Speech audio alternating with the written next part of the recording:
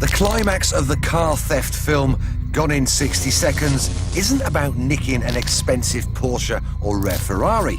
The writers made the ending about a car with far more charisma, a Ford called Eleanor, a 67 Mustang GT500. And this is the modern-day version of Eleanor, and in tribute to the film, I'm gonna drive it like I stole it.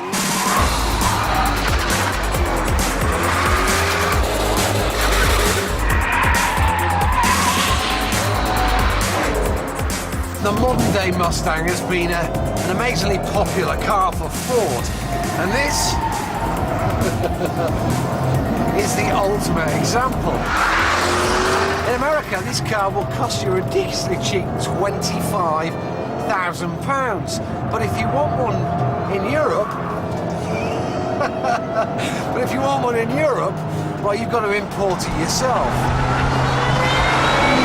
Once the tax man, the VAT man, and all these extra duties have been applied, it's going to set you back around about £40,000. The upside is that you get lots of lovely power, 500 horsepower to be precise. It's got a supercharged 5.4-litre V8 with cylinder heads from a Ford GT supercar and throttle bodies from a V10 truck engine. And of course, then there's the Le Mans Go Faster stripes. Every little helps.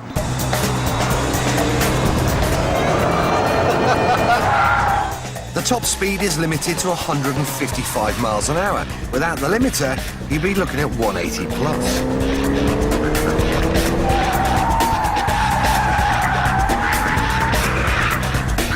So we're doing 40 miles an hour in 6th gear, and we're pulling just over 1,000 revs. So let's see what the engine's like. 2nd gear, there's 60, 80, 100 miles an hour. I have to say it's got some grunt, this thing.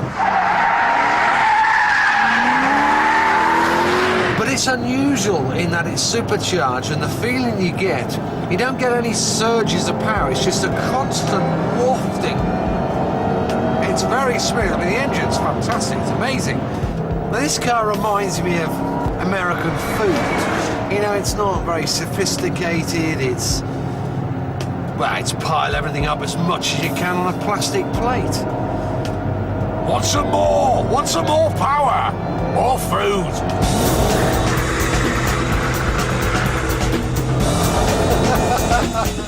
It's a basic old-school approach to making a sports car, and that theme continues inside. The controls look like they've come out of an 80s Fiesta, with its use of cheap and nasty materials. A serious lack of imagination from Ford. But who cares if the inside's crap? Just look at the outside.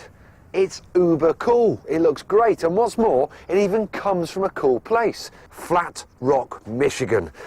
But then again, we've got some cool places in England. We've got Cowley, Swindon, Dagenham. The other area where the cheapness is obvious is in the handling. This isn't a car that feels like it's had state-of-the-art computers working on the suspension geometry, or in fact anyone who knows anything about suspension at all. Now, having read the Ford press back and their marketing blurb, they would have you believe that this car has remarkable handling. Well, let me tell you, it simply does not. You know, I want this car to be a fire-breathing monster, which it could be if it just had a stiffer diff. You know, to get the car to oversteer, to have any sort of fun with it, you've got to be a bit brutal and throw it into corners. I mean, I'll show you. Here we go. Now we've got some oversteer.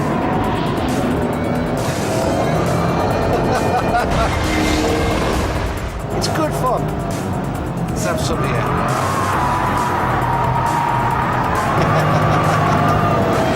It may look graceful, but the point is you've got to work really hard behind the wheel to get it to do this. If this car was £25,000 in England, then yes, you'd want to have one because it looks fantastic. It's got a great engine, okay, it doesn't handle very well, but it's good fun. But at 40 grand, it's it's got some stiff competition. For similar money, you could get a Porsche Cayman or a BMW M Coupe, both of which have a lot more handling finesse. But it's worth remembering the Shelby Mustang GT500 is the cheapest way to get a production car with 500 horsepower, even if you do have to import it yourself.